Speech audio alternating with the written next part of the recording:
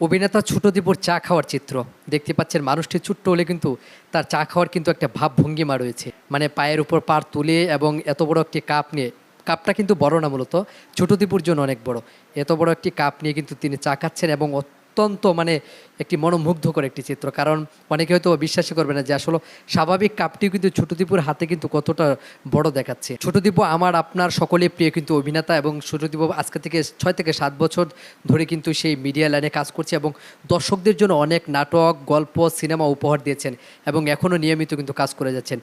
এক কথায় হচ্ছে যে ছোট দীপু নিজের শারীরিক উচ্চতাটাকে টপকে, মানে শারীরিক উচ্চতাকে তার বাধা হতে পারেনি, সেই বাধাকে জয় করে ছোট দীপু অনাবিল গতিতে এগিয়ে যাচ্ছেন এবং সামনেও দর্শকদের মনের মতো করে বিভিন্ন ধরনের কন্টেন্ট তিনি উপহার দিবেন।